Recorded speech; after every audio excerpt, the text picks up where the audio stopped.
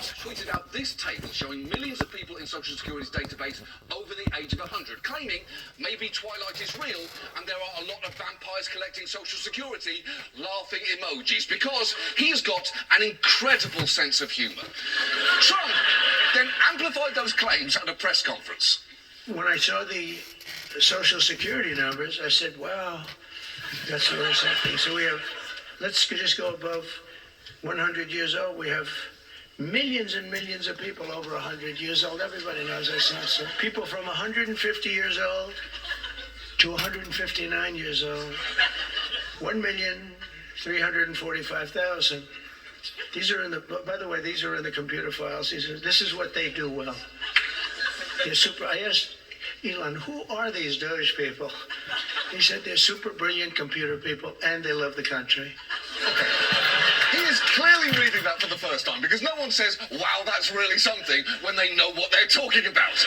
You say, wow, that's really something, when your kid hands you a drawing of your family and you can't decipher where you end and your dog begins. All right, welcome to the fourth hour of Morning Joe. It's 6 a.m. on the West Coast, 9 a.m. in the East. Jonathan Lemire and Katty Kay still with us.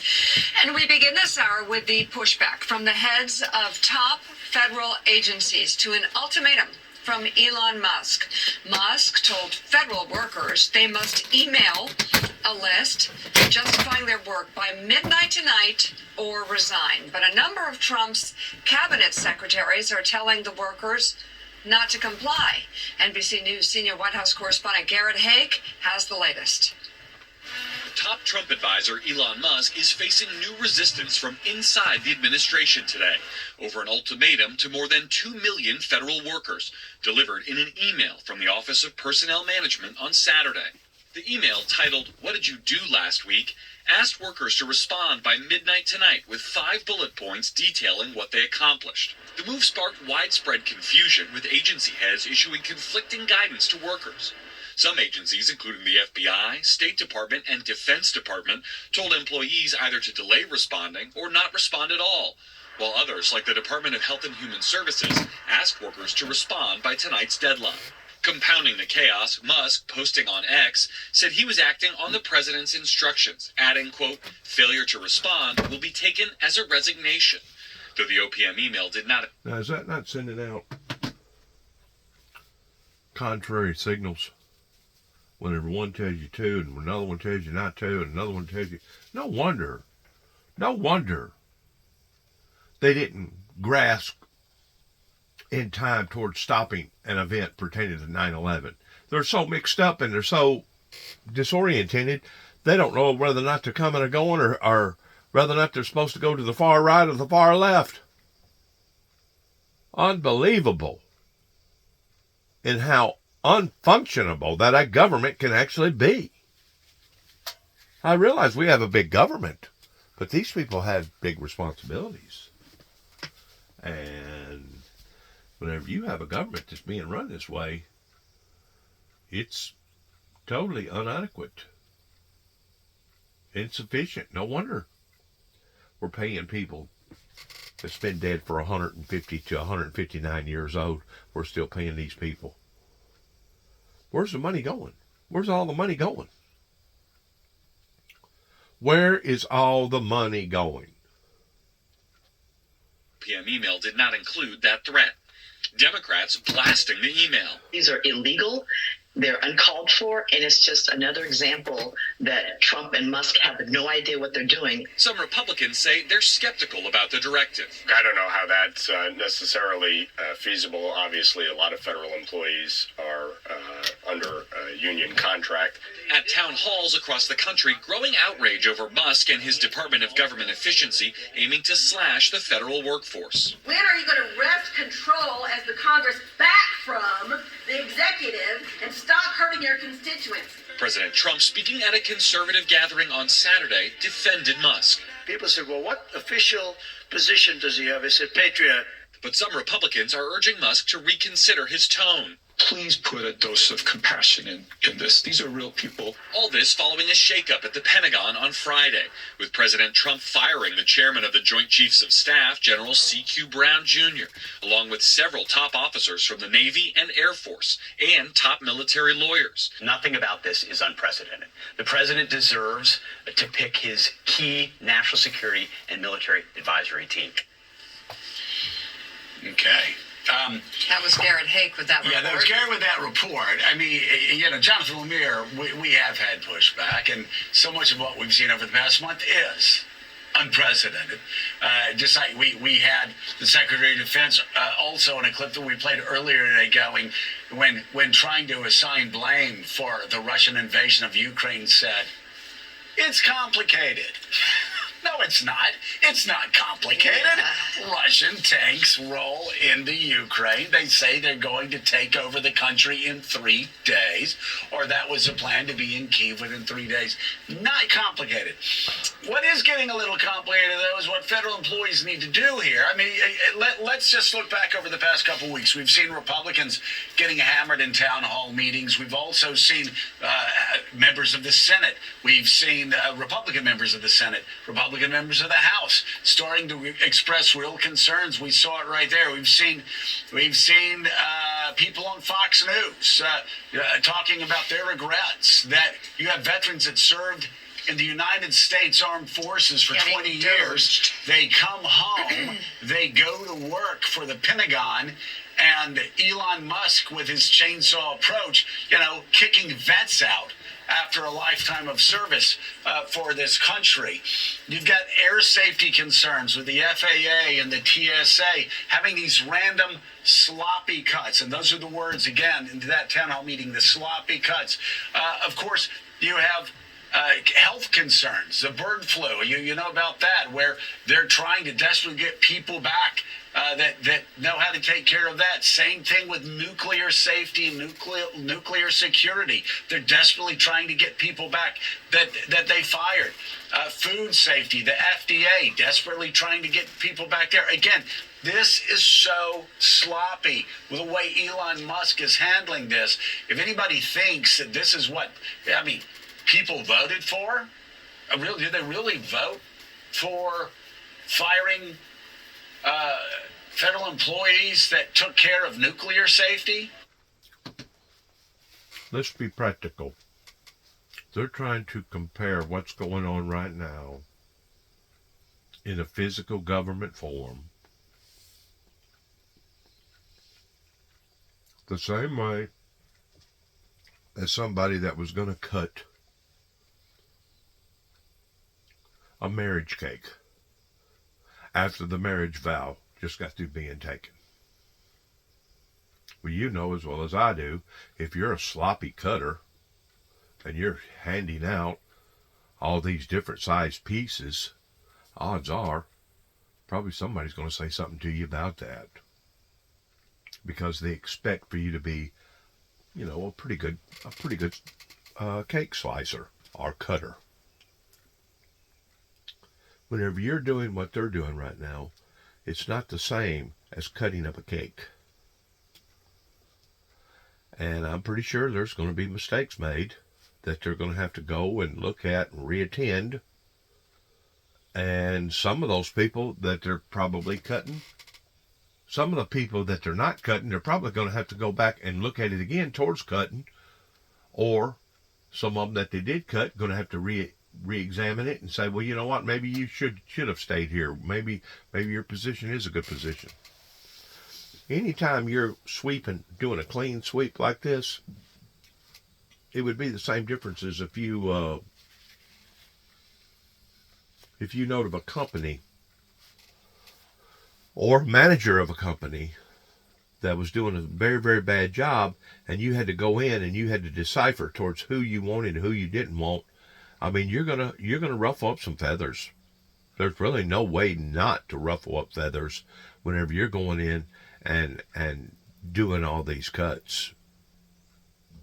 For some reason, the politicians, or not the politicians, but for some reason, the media, the commentators,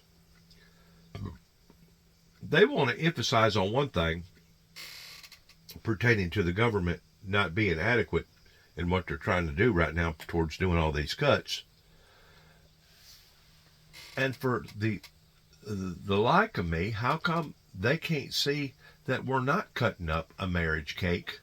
We're not making cuts on a piece of cloth to where the accuracy has to be perfect. We're not cutting up, let's say, some sort of material that we're gonna cover a seat on, that you don't want to undercut the piece of material, but then again, you don't want to overcut the piece of material, because that's material basically wasted that you could use on the next job, on the next assignment. For some reason, these people don't reason the way that I reason towards being able to look at what they're trying to do in a smear tactic towards not being satisfied. And it goes back to the old saying of what my grandfather used to always say: son, you would complain if we hung you with a new rope, wouldn't you? You would complain. You got complainers. You got people that wants to use bad analogies and trying to convince the rest of us, well, you're right. Well, you're right. Well, they're just sloppy cutters, ain't they? Well, they're just sloppy people. Well, there's this and there's that. Once more, it never should have gotten to the point that it is right now, that these things had to occur. Is the media emphasizing upon that? It never should have gotten this far out of hand. That took care of air safety? I don't think so. I didn't hear that promise.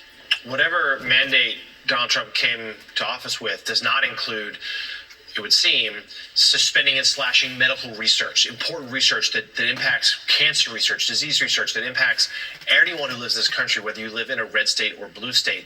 Just adding to the list, Joe, that you just outlined there. And we are seeing a moment here where some on the right are expressing worry that they've gone too far, they've gone too fast, that the tech ethos, the ethos that Musk took with him to Twitter X or to Tesla or to SpaceX, where you go fast, you break things, and if needed, you fix it afterwards. Well, that's different when it's the federal government, and these are real people's, average Americans' lives being touched upon it. Now, we'll have to see what this pushback from these agencies, where that goes from here. Some of that may be simply the director of the agencies wanting to preserve their own ability to cut staff, to fire people, to test their loyalties. We'll have to see. But it is interesting because it was a public rebuke to Musk, sort of the first one he's received since taking this new position.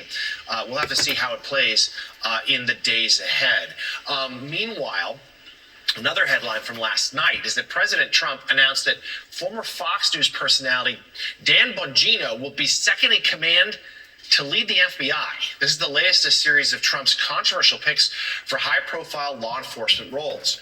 Trump named Bongino as deputy FBI director yesterday. To note, that job is traditionally held by a career FBI agent. In fact, it's believed this is the first time a political appointee got that post. He is a former Secret Service agent and NYPD officer, though he has never served in the FBI. As a pro-Trump podcaster, he has advanced a number of baseless theories about the bureau he is set to lead. Whenever I went out to Los Angeles in my early part of my life, after I had made a horrible decision in getting involved with the construction outfit, and I wound up falling off a 4-story building and breaking my legs. It took me a great long while for me to finally get over all that. I broke both legs, crushed both ankles, crushed 3 vertebrae in my back, ruptured 2 discs, and broke both arms. Laid in the hospital 6 weeks, 3 days, flat on my back. So in the process of me recuperating, I wanted to kind of broaden my horizons a little bit towards looking at different things, other than just falling into another occupation that I was going to regret ever getting into. So I went out west, and I went to my cousin's house out there, Jerry Wayne's, and I stayed out there for about 2.5, 3 months. And then I wound up going out to California, and I knew what my other cousin, Donna Dale, was doing, pertaining working for Silicon Valley. And I knew what her husband was doing, pertaining to him being a a problem solver in going into these major corporations and shaving here and shaving there and doing this and doing that. And when it was all said and done with, he was like a troubleshooter. When it was all said and done with, he basically had cut, ain't no telling how much money, in people that was doing dead jobs that now the computer could take over in doing, that those people didn't have to no longer be in those positions in doing, and he would save that company X amount of dollars, and he would get paid a certain percentage off of the money that he saved that company, regardless of what company that it was. You know as well as I do, I didn't know the deep fundamentals about what he was doing. I knew about what he was doing, and this was in the early 80s, whenever the computer systems was really coming on board towards being efficient and adequate with these companies. You know as well as I do, in the process of him doing that, he made a great deal of people happy, but in making a great deal of people happy, he also made a great deal of people unhappy. Because these was those same people that was doing this particular job that now, hey, we don't need you to do this job no more. We got this doing it. We got this computer now that's running this automatic system towards painting these cars, or moving this around, or adding this pulley or this belt, or putting this in or putting that in. You know what I'm saying? It wasn't all just about computers. It was about trying to get a functioning system, kind of like McDonald's, one piece of meat, three pickles, a piece of lettuce, 2 sliced tomatoes, and going down the assembly line towards doing that. That's the way that I kind of foresee what's going on here with Trump, with him being a businessman, and plus with Elon Musk knowing so much about electronics and stuff, that they're basically going in and they're troubleshooting, and they're upsetting the apple cart, per se, in a lot of people's lives, because a lot of people, they was not efficient in their jobs. Now, granted, later on, those same people that got cut, they may be able to be persuasive in their gifts and talents to where the company still allowed for them to do a different job and still hang on to that person. That way they didn't have to get out here and totally look for a brand new occupation. And I'm pretty sure the government's going to do the same thing, depending upon what they're cutting and who they're cutting and what type of performance that they was cutting in. But whenever it's all said and done with, you're going to ruffle up the feathers whenever you do something like this. And once more, it never should have reached a level to the point that we're having to do it today the way that it's being done, as far as a clean sweep. And this is really the only way that you can refurbish a factory or refurbish a government, is to go in and find out all the cooks and corks and all the do's and the don'ts, and can we tweak it over here, and can we eliminate this, can we eliminate that, and at the end of the day, the company has now made X amount of more dollars at the end of the year. That way it can apply that money towards other resources that it needs to make the company that much more efficient and that much more adequate. Now, I don't have a whole lot of education pertaining to ABCs, but I do have enough education about me to know that if you're running something in the ground, you can't run it in the ground but a certain length of time until eventually you won't have no more ground to run it off into. And then, what are you going to do? Are you going to go completely belly up? Is the company that you designed that was making this product, are they now going to quit making the product? Is some other company going to take his place? There's a lot of unforeseeables in doing stuff like this. Like I said a while ago, it's not as cut and dry as taking a marriage cake or a piece of cloth that you're going to make a pair of pants out of or a shirt out of, that you don't want to undercut it, but you don't want to overcut it, because if you overcut it, then you're wasting material that could be used on another assignment. This is a completely different area that you're going to have people's lives that's going to be upset. You're going to make some people mad. You're going to make some people very disheartened in doing this. And like I said, it never should have reached a point that it had to be done like this to begin with. Does not require Senate confirmation, but it's already receiving real backlash. Here's how one former FBI official reacted to Bongino's new role, saying in part, quote, "This is really concerning. Any hope that Cash," meaning Cash Bell, the FBI director, "could be steered by having experienced leaders around him is out the window. We now have two conspiracy theorists and election deniers running our premier law enforcement and intelligence agency. That is beyond problematic." And Caddy, Bongino is repeatedly on his podcast calling for the dismissal of any agent who had anything to do with some of the Trump investigations, including the lawful with a warrant FBI search of Mar-a-Lago that turned up all those classified documents a couple summers ago. But he's also cut from the same cloth, it would appear, as Kash Patel, a true loyalist who embraces really sort of fringe beliefs about the deep state, about law enforcement, and about enacting retribution in the name of Donald Trump. Yeah, this is the man who during the Kavanaugh hearings said, "My entire life right now is about owning the libs," and seems to have carried on that proposition throughout his career. He has wide influence. He's got one of the top podcasts in the United States. Millions of people follow him.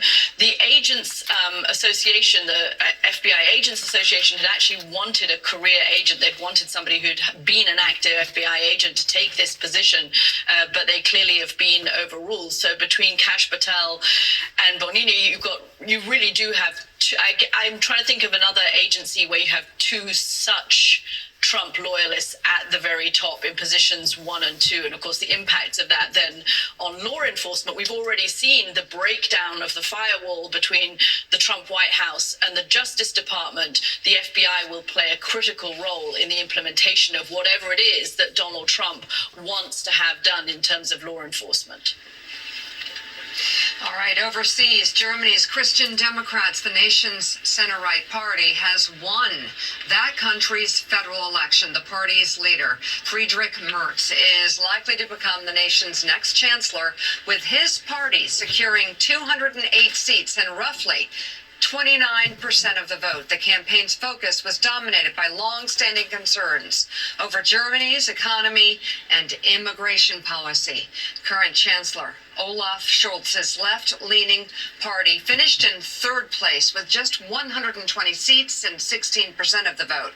The nation's far-right AfD party finished in second place, winning 152 seats and roughly 21% of the vote, nearly double its margin from the last federal election in 2021. Let's bring in former editor of the Financial Times, Lionel Barber, live from Brussels, where the EU holds most of its key meetings, and staff writer at The Atlantic, Graham Wood, as Liz piece posted just before the election is entitled, "Germany's Anti-Extremist Firewall is Collapsing." Thank you all both so much for being with us. Lionel, why don't we start with you? You have the most fascinating shot of all. Yeah. And you were also in Brussels, the de facto capital of Europe.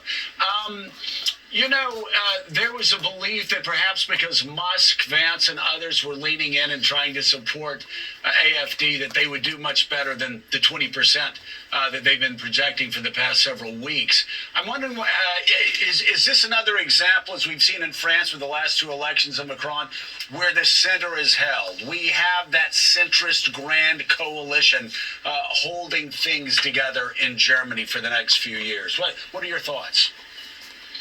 Well, the centre is barely held because the CDU, as you say, didn't get over 30% of the vote. It's a disaster for Olaf, the bookmaker, the spreadsheet guy, Scholz, the chancellor. His party, centre-left, got around 16% of the vote. And the hard right, they doubled their vote share compared to 4 years ago. Now, that means that the AfD by Musk, and I think more than a few others in the Trump administration, are now the opposition. However, here's the sliver of good news. There is likely to be a centrist what they call a grand coalition between centre-right, centre-left, and sort of right, which will keep out the AfD. Something to watch. Will Elon Musk say that there should be, that the AfD deserves to come into government? That would be a shocker. Well, it looks like Elon Musk interfering. We'll say this. Before what went on in the latter part of Reagan and the Bush's administration towards basically recreating a new Atlantic and Pacific alliances pertaining to the trading going on between one country and another country based upon what one country had versus what another country didn't have. They went at that in a stab of the dark. In other words, it was something that really had never been done before in creating these global markets.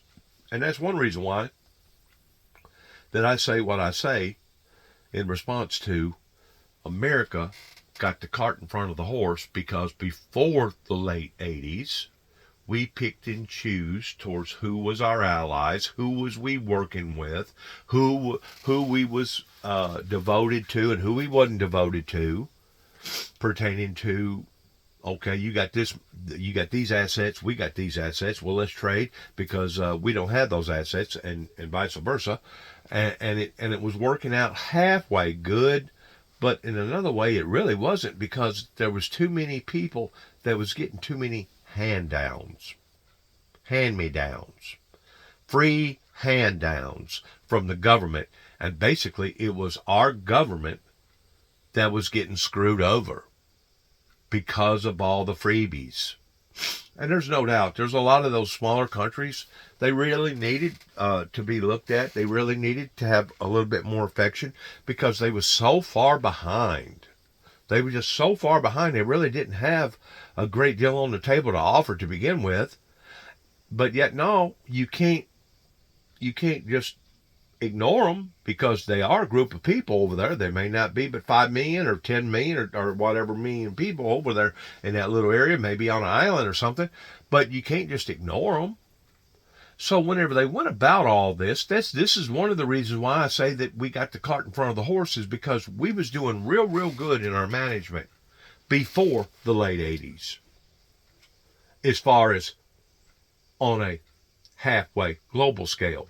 But whenever the Reagans and the Bushes done what they done, then all of a sudden that opened up a whole menu of everybody getting on the same Atlantic Expressway pertaining to the internet, and it just went freaking crazy.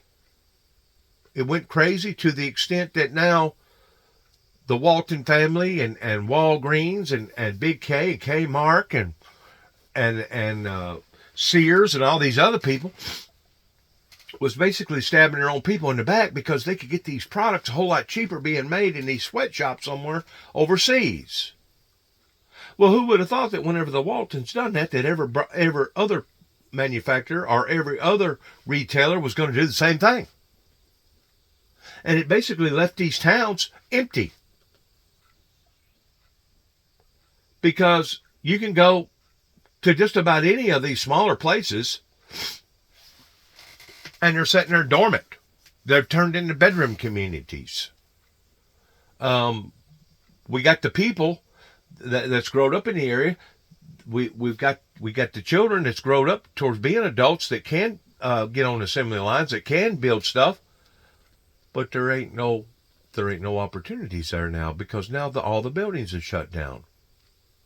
So it trickled down to the very bottom of where we are today, because of the mismanagement that started at the top. It started at the top with the Reagans, with the Bushes, that said, you know what, let's do away with this small time stuff. Let's go big time. Well, that's fine and dandy as long as you could compete and compete accurately, but they wasn't competing accurately. They was giving the farm away. And because they was giving the farm away, it has put us in a very, very precarious spot right now towards being $36 trillion in debt. It's awful in what has happened here pertaining to some of the most smartest, genius people in the world that sat down after 1776 and reformulated a brand new government this size and got it up and going, even though we went through a hiccup pertaining to the Civil War. It's really a disgusting, awful thing of what, in response to what they started, because they was geniuses in what they pursued. Even with the Constitution, they was basically geniuses, and to think that we've made such of a mess out of this thing, it's an embarrassment. It's embarrassment to our wits. It's an embarrassment to our intelligence to think that we have done this to ourselves. There can't be no other way of expressing this way. It's an embarrassment. And in the process of different hiccups, we've had a recent hiccup. I'm going to just use this as an example real quick. We've had a recent hiccup here in America pertaining to bird flu. All our chickens had to be exterminated, which caused a delay in the egg productivity, which, once more, everything is based upon supply and demand. Whenever you have more of a demand and you have a supply, guess what happens to the prices? Bingo, they go up. Well, somebody within the past 3 or 4 days finally said, you know what, let's look at other avenues here. Is there another country out there that has a large proportion of eggs that they could maybe substitute some of these eggs and send them to us? Well, they found that country, Turkey. Believe it or not, Turkey has lots of eggs.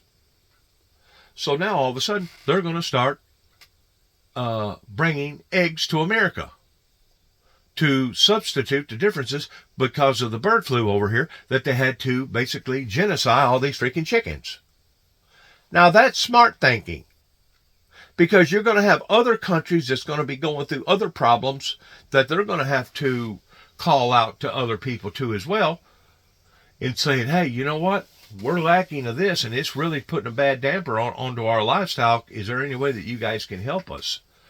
If you're going to run the global society in the form of a global society, you're going to have to learn how to do that efficiently and adequately without giving the farm away. And that's what has happened throughout these presidencies ever since the late 80s of the Reagans and the Bushes. This thing has been running on a free-for-all type scale on a global market that has now come back and bit the American people right in the you-know-what. Right in our pocketbooks. And because of it, it's going to affect our children and our children's children and possibly even their children before we finally get it turned around. Is it going to be pretty in getting it turned around? Obviously not.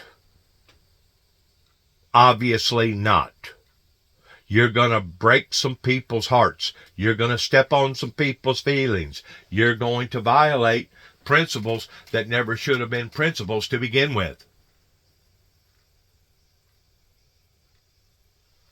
In other words, America, pertaining to our government assistance programs, got the cart in front of the horse and started giving things away that they shouldn't have been given away, not just to other nations, not just to other countries, but to our own system over here that was not running efficiently and adequately the way that it should have been. Especially whenever you get to looking at the recourses of what the Walton family has done, and now all these factories over here that are bare, that Donald Trump said to fly over them looks like tombstones, which I can understand that from a faraway distance. You're driving over this little town, you're driving over this little town in a small plane, and you're looking down and you're saying, well, there used to be 500 people working here. They used to have 2 shifts over here, and right here's another building that used to have 150 employed here, and right here's another building, and you do that town for town per town, county for county, state for state, and the next thing you know, you get the picture, and my God, it's just like tombstones. And it is. Because of what? Because of ineffective efficientnesses of people either running into that blindly the way that they did in the late 80s or whatever. So this is my point. Whenever somebody like Putin stands onto the stage and says, we was cheated, we was cheated, we was cheated. In actuality, they was cheated. But not only was they cheated, but so was we cheated ourselves. We cheated other great countries and other great members of nations. What is there, something almost like 200 different countries, 200 different nations in the world? There's almost, 7 billion people? 8 billion people on the planet? B with a boy, B. When if you're dealing with this many people's lives, you're talking about a complex machine. And somebody had to be the brains of that machine, and everybody was thinking, well, just give it to America. Let America handle the thinking part of it. Let America be the headquarters. Let America be the brainchild of all this. Well, we was and we wasn't.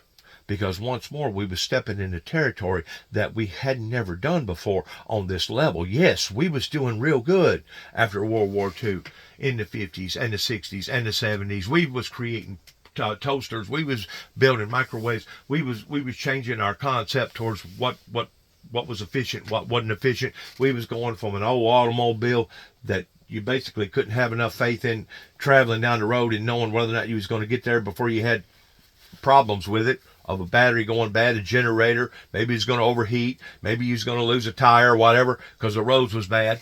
We went from that to what we have today in copying the European style cars and changing from the standard to the metric system to the point of what type of automobiles that we have today. So part of that was efficient.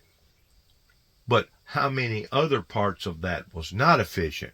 That's just like what Biden was going to do. Biden was going to put an end to all anything that had anything to do with natural gas or propane gas, that he was going to outlaw it, just like over in California. And all of a sudden, if you wasn't driving a battery power or some sort of a car that was using alternative energy other than fuel, you was going to be violated. You was going to basically be punished because of that. Well, you got to be able to know how to wean it in. While you're weaning things out, you're weaning things in. And the only reason why that I use the word wean is because there comes a time whenever the mama sow has to wean the babies from suckling onto her breast. That way they can stand on their own 2 feet and become little piglets just like she is. Or there comes a time that the big eagle has to throw the little babies out of the nest to say, hey, it's time for you to grow up and stand on your own 2 feet. And by giving the farm away, in realization, was not the answer to the problems. Now, was it? See, this goes back to what the Bible talks about, for I have not found thy works perfect yet. Perfect as a society, a global society, working in unison for each other and for God. This isn't just about God. This is about man and God. Whenever they walked up to Christ and they said, what do you think about this inscription upon this coin? They was actually trying to trick the Lord, in the Lord saying something far-fetched like, well, do away with any government officials pertaining to mankind and pertaining to their laws and pertaining to their taxes, and just think about God. No, Christ didn't say that. What did he say? He split the difference. He looked at both sides. He said, render unto Caesar the things that be unto Caesar's, and render unto God the things that be unto God. So he split it down the middle in recognizing that one, during the time of the life of this world right now that we're on, is going to be just as vitally important as really the other, one way or the other, but at the same time still loving thy God with all thy heart, mind, and soul, and still being a participant of this great nation or of this great planet. This is where you get the theory that you can be too heavenly minded to be no earthly good. And Christ was not that. Christ was heavenly minded, but at the same time, he was still earthly good. This is the reason for what we're doing right now as far as going in and tweaking the system that never should have been put on automatic pilot to begin with. For I have not found thy works perfect yet. Go back, go back, go back. Re-examine, re-examine, re-examine. Go back. Do thy first works over again. That isn't just implying to going to the altar and getting your life right with God towards living the way that God intends for us to live, but that's also talking about the things of Caesar. Render unto Caesar. Well, now Caesar is in control of more than just one little country. Now Caesar is in control of a bunch of countries all over the planet. A global society. So we have been introduced since the late 80s, of walking into something that really had never been done before, pertaining to turning the global society into a piece of machinery that is running efficiently and effectively for all countries, especially the heart of the country that started this to begin with, that spearheaded this to begin with, which was America. And if people can't understand that and relate to what I'm talking about, then obviously they can't see the trees for the forest. But there was no way humanly possible, regardless of how many people's feelings that they may hurt or upset or whatever, there was no way humanly possible that America was going to remain a superpower force in the direction that we was heading off into, being $36+ trillion in debt. And if people can't understand that, regardless whether you're an American citizen or you're somebody over in Venezuela or Felice or you're down in Brazil or whatever, if people can't understand that and identify that, then obviously they really don't have a picture of the big picture. Now, anybody can be narrow-minded. Anybody can think on a narrow scale as far as this is how we're going to do things. This is what we've been doing. This is how we're going to continue to do it. And this is just the way that it is. Well, we can understand that concept from one perspective, but from another perspective, we're no longer living in the era that our grandfathers and our grandmothers was living in. And today we're living in a completely different environment. So because of it, it's going to require different thinking. It's going to require more of a broader side of thinking rather than the narrow side of thinking, because we're smart enough to identify that forever action does require a reaction, and is the reaction going to outweigh the damages that's being done on the reaction of what was happening on the action? That's where you get into the narrative of you're hoping for the best, but at the same time you're expecting the worst. I don't think America could have done a worser job than what they done, regardless whether it was on foreign affairs or our own affairs pertaining to what has occurred in the past 40 years. I don't see how that it could have done any more ridiculously wrong than what it has done in the past 40 plus years on every level that you can think of, on a moral level, on a professional level, on a financial level, on a unified level. I just don't think that they could have done a worser job. Beginning at the White House, beginning with the Reagans and the Bushes, that I continue to keep telling people, there is your core of origin. There is where America went to the left that they should have went to the right. It wasn't just the fact of what that they didn't do that they should have done regarding the founder of the Windmill Ministries, pertaining to God, pertaining to the message of God, pertaining to the end time message. It wasn't just that. It was all the above. It was everything. And because of it, it has forfeited our children's future. their children's future and possibly their children's children's future if we're not smart enough as mortals to figure this thing out. One of the first things that most any intelligent person would tell you that you have to do is that you have to first identify where you have went wrong at. And on top of that, you have to admit to your wrong, that that's where we went wrong at. And secondly, you have to be willing to make exceptions to those wrongs in saying, well, you know what? We're no longer going to do it that way. Why? Why are we not going to do it that way? Because obviously the way that they was doing it didn't work.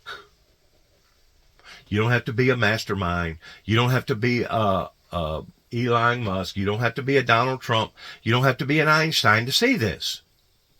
It's as easy to see as the nose on your face. The evidence stacks up a mile high pertaining to the damages that has been done for the past 40 years since all this has evolved in my particular life that I can see.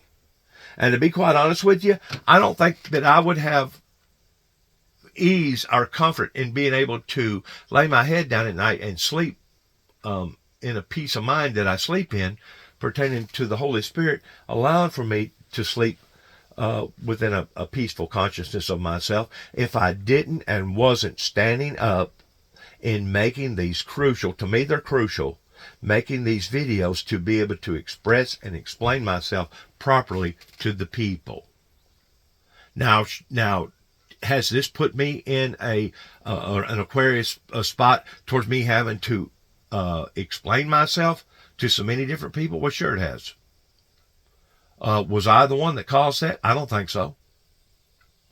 I don't think that I was the one that caused that deliberately, purposely caused people to now scrutinize every little word and every little thing that I'm talking about today.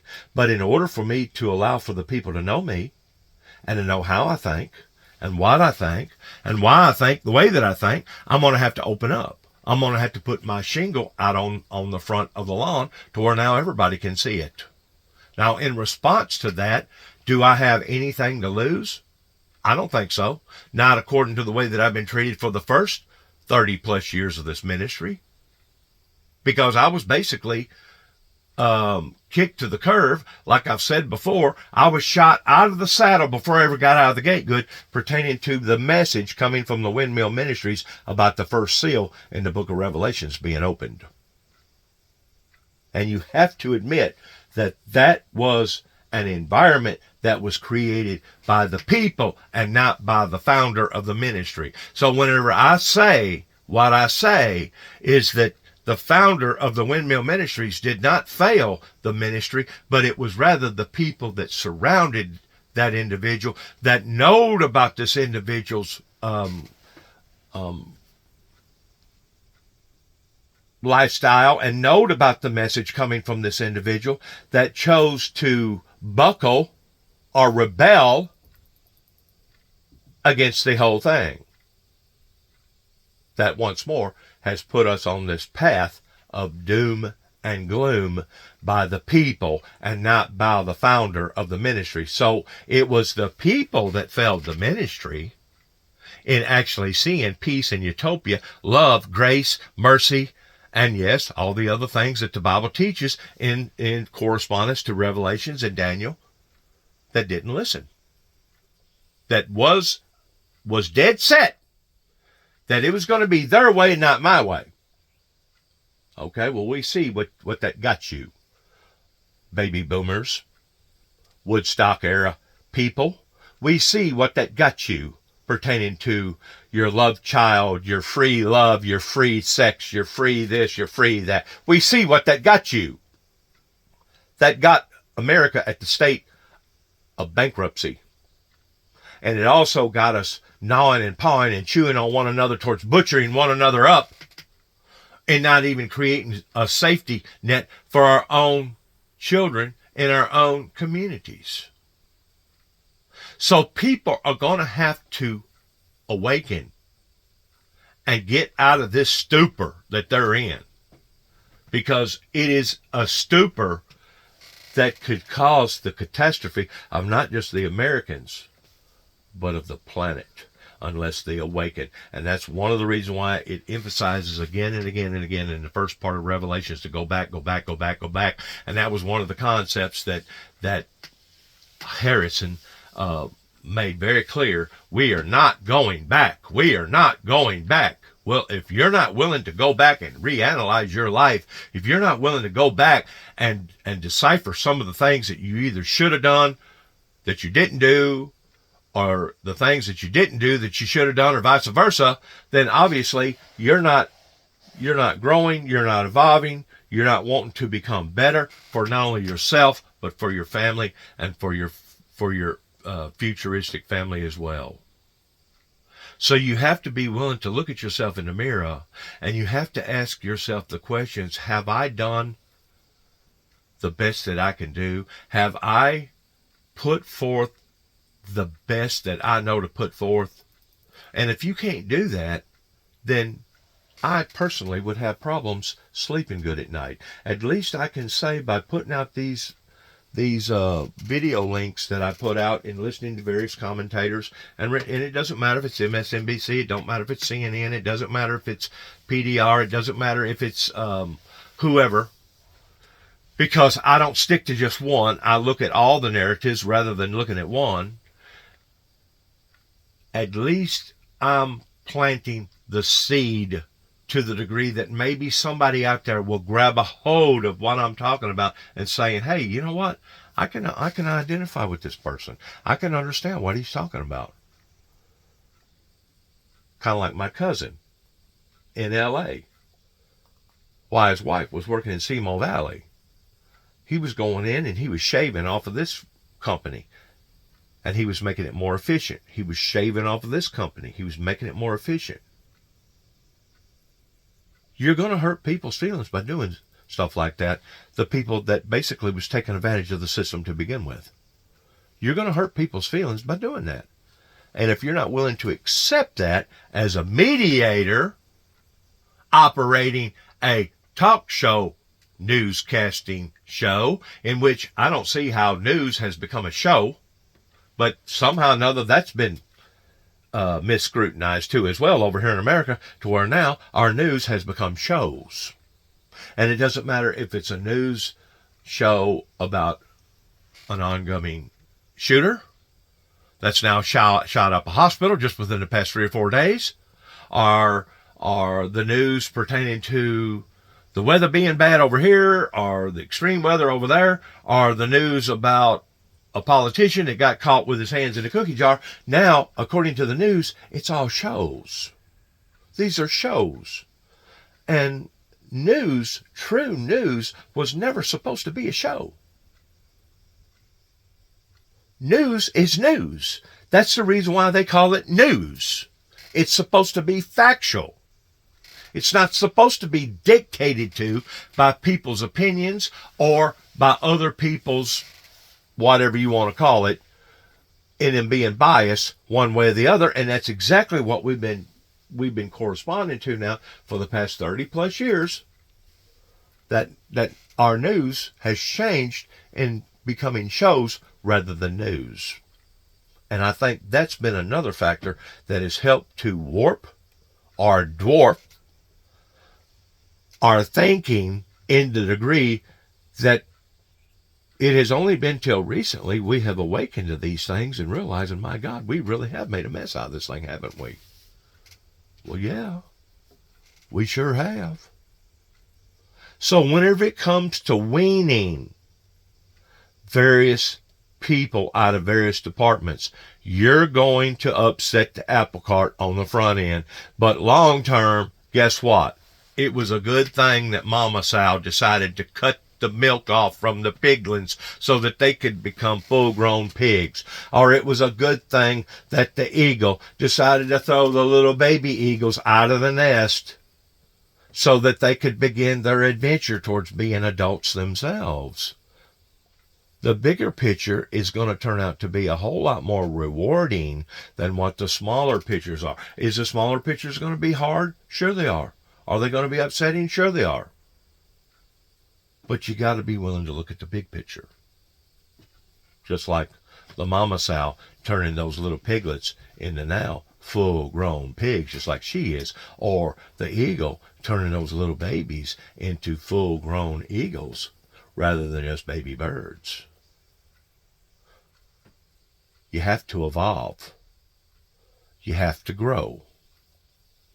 And in doing so, there's going to be growing pains. And Germany's elections worked about as effectively as a German politician trying to tell people in Peoria, Illinois, how to vote. I'm wondering also, while we're looking at good news here, I'm wondering whether the business community may think it's good news that a pro-business German leader is now in charge, because the German economy is right now struggling as much as it is, number one. And number two, we played a clip earlier in this show of 10 years of warning from Morning Joe that the EU's immigration policy was too lax and it would lead to the rise of far-right parties. I'm wondering if Merce is not filling that void now, not being a far-right conservative, but at least speaking to the concerns of Germans after Merkel brought in 1 million Syrian refugees without even screening most of them. Well, Joe, you're dead right about the handling immigration. And the government actually in Germany has already suspended Schengen, the free movement of people within the EU and into Germany. And there are going to be much tighter immigration measures. And the success of the hard right is definitely due to fears about immigration, also crime. Now, to answer your other question, we're not in Washington here, where President Trump has got total fealty for the moment from the Republican Party. He's got all his nominees through. You were talking about Kash Patel and others, Tulsi Gabbard. With Germany, Mr. Merz, Chancellor-elect Merz, is going to have to negotiate a coalition. And that will be, if it's with the centre-left, what the business community are looking for is, can he actually push through economic reforms? Can he get a release on the debt brake, which is like a balanced budget amendment as a law, which is preventing investment? I mean, Joe, Mika, the German trains don't even run on time as well as the British. We're in a terrible state regarding German infrastructure. Well, the trains have always been, of course, the line there. Graham, you were covering for a while now. Now, see, he just got to saying something that I didn't know nothing about. Why would I have known anything about the German infrastructure if I myself ain't living in Germany? There really wasn't no need for me to brush up onto that information about Germany pertaining to their infrastructure. But once more, I guarantee you, if they'll go back and they'll look at the people that was taking advantage of various departments, they're going to see the same thing that was going on over there that's been going on over here. So you have to ask yourself the question, whenever Putin says that they have been cheated, was that based upon primarily the things that the Western world has done? Or was that based upon what everybody has done? Because I didn't know until a week ago that Canada wouldn't allow for no American banks to go into Canada. Well, now I'm finding these things out on a global scale. That Canada was not going to allow for Western banks to be in their country. Well, why would we not? But yet no, I work for a body shop that originally started in Canada and then set up their headquarters in Chicago. That was one of the biggest body shops branches all over the countryside over here. We'll allow for people like that to come over here and start a business and to get proceedings and profits off of the knowledge and the things that they're about, but they won't allow for that to happen to us. Do you see the unfairness that's going on there? Just that one example pertaining to the banking industry? That's just one example. And I guarantee you, if you get to looking at their German infrastructure, it's because there was too much money going in this flow or in this direction that was being taken advantage of, that was basically cushioning a lot of these people's lifestyles, the same as over here. And if you get to looking at their Russian economy, how come it was such of a failure? How come there was too many people that was padding their own pockets pertaining to their oligarchs, but wasn't allowing for that enterprise to spread? That way it could have become more of an efficient piece of machinery that would have been running more efficient for the whole people, for the vast amount of the people, rather than just a few of them. Rather than just a chosen few of them. And it is kind of nerve-wracking whenever it comes to somebody like myself in having to speak truth to power, regardless whether I'm speaking truth to the government officials on a local level, on a state level, or on a federal level, or I'm speaking truth pertaining to people in other countries. It is nerve-wracking because I'm hoping that I'm being led by the Holy Spirit in being able to be an asset to society rather than being a liability. And we can see for the past 40 years where this has all gone.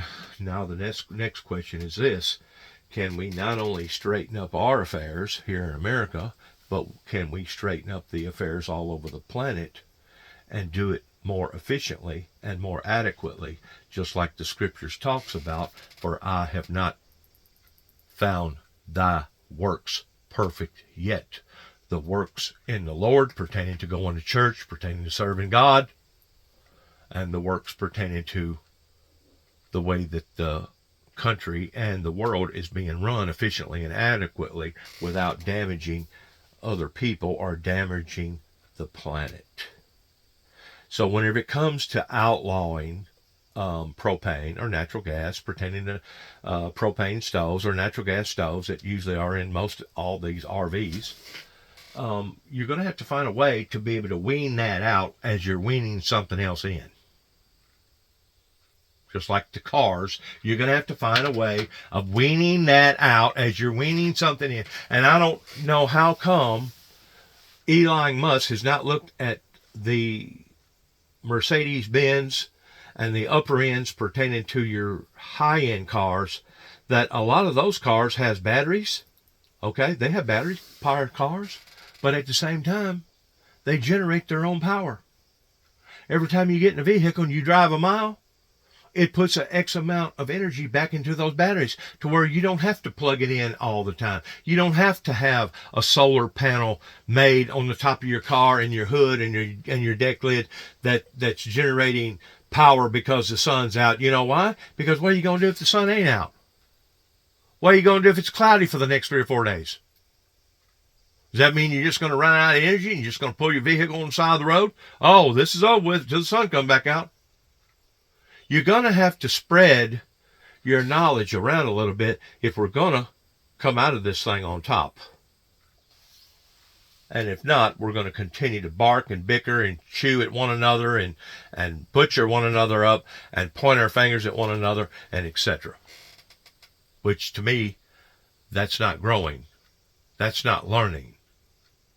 If anything, that's becoming more stagnant in the areas that you're already in, which is going to, once more, cause a problem to escalate and become even a bigger problem until you're willing to realize you're going to have to wean them out a little at a time. Don't cut all the natural gas and the propane gas out from, pull the biscuit out of their mouths all at one time. Do it in intervals. Do it whenever you see that it's time to do it that way, then do it. But up until that time, you do it in intervals.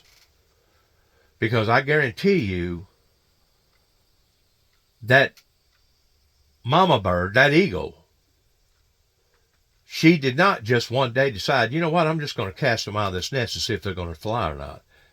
I guarantee you, she taught those chicklings in how to spread her wings, how to exercise those wings, how to become more efficient in how to fly other than just sitting in that nest before she ever decided to grab them up out of the nest and throw them out and hope for the best. I guarantee you she went through the proper proceedings that it took.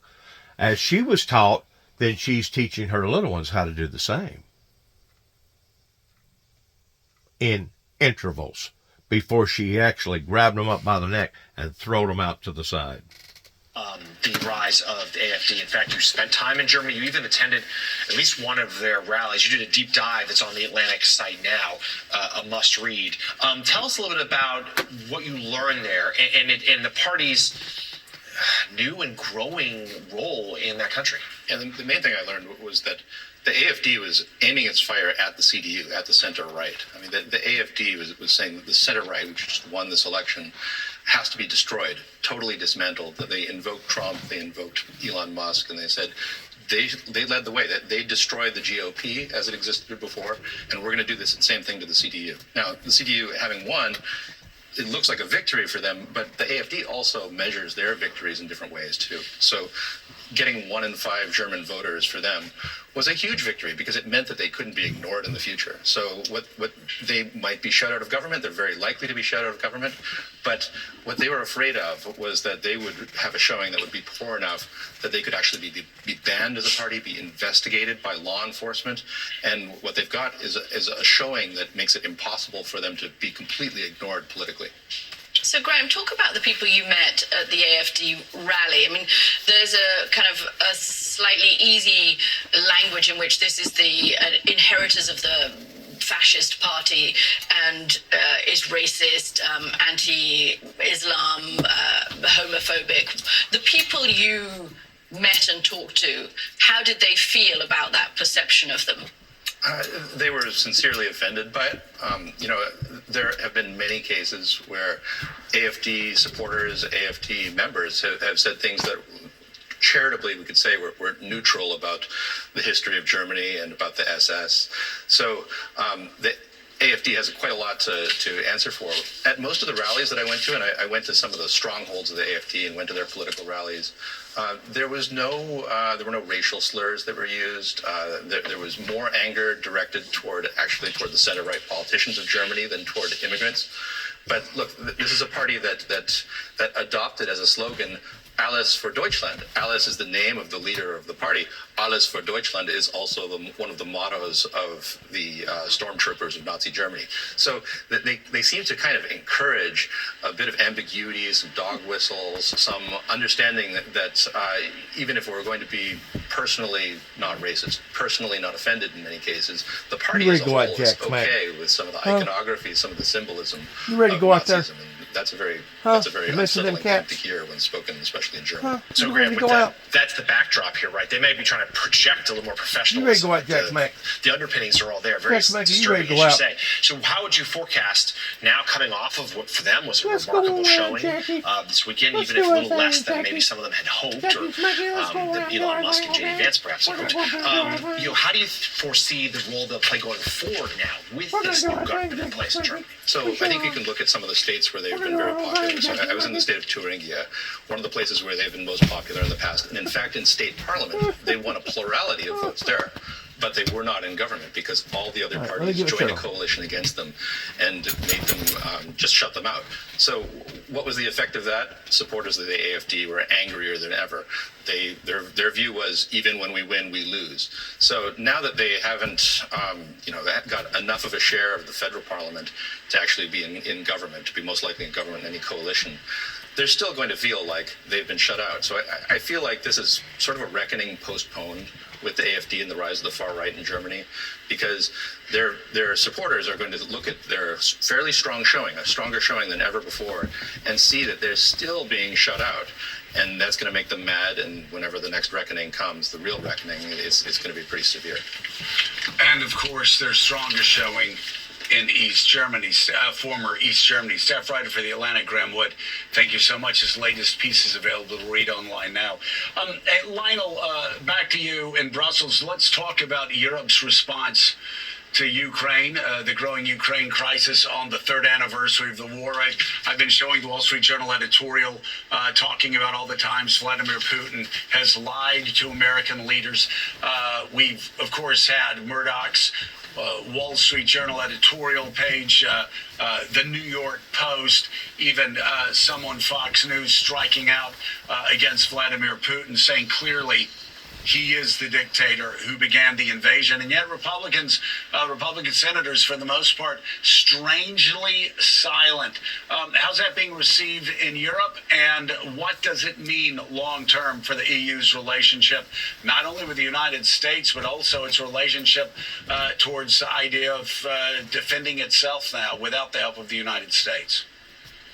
I can tell you what it means to me pertaining to the party that remains silent or very critical in criticizing Trump by him making that statement about the Ukrainians versus Putin.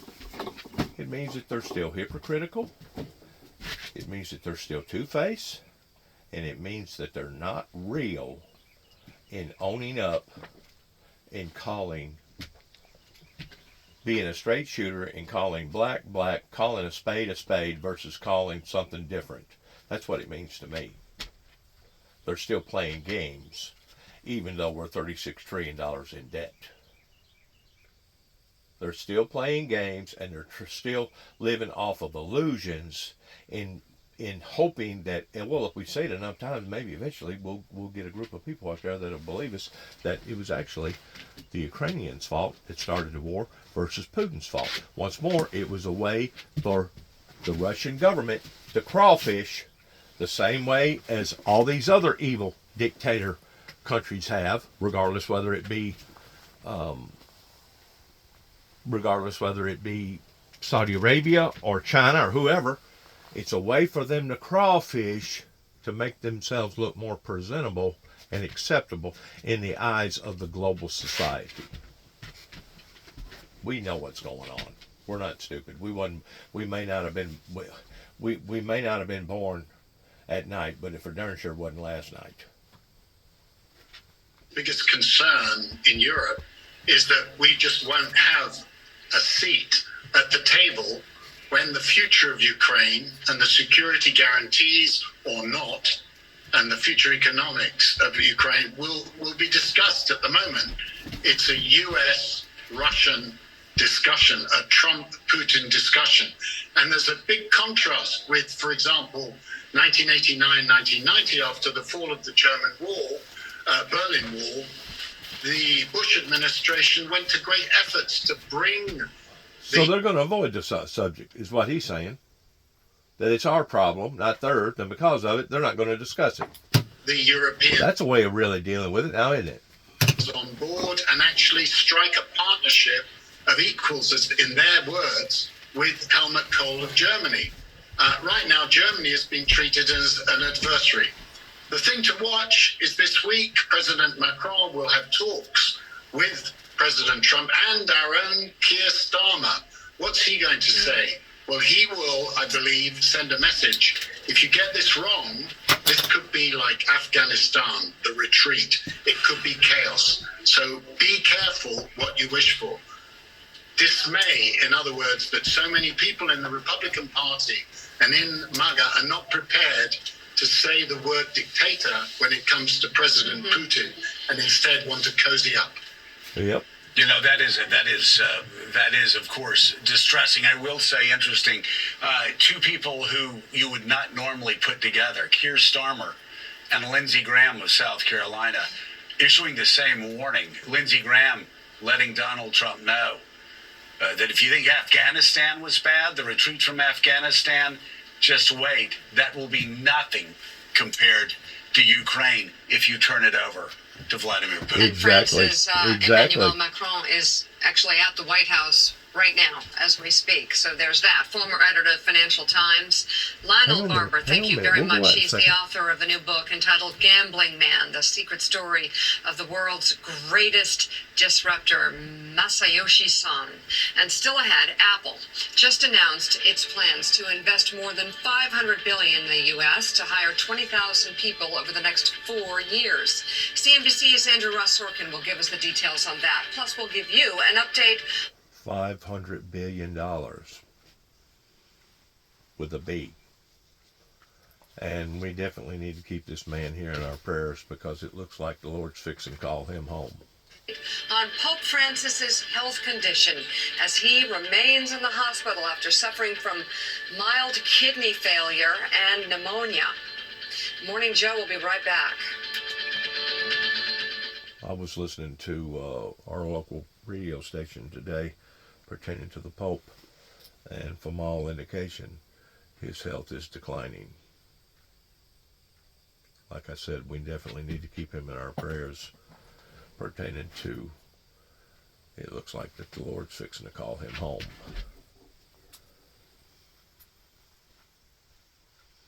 The inedible will occur, no matter how smart, how good, how accurate, how on top of our doctors and scientists are, the inedible will still occur. No matter who you are, no matter where you are, no matter what you are, the inedible will still occur. Good luck to all of us. God bless America. God bless our troops. And God bless our endeavors towards which way we go from this moment on. In the year 2025, the latter part of February, fixing to end here in America. God bless and shalom.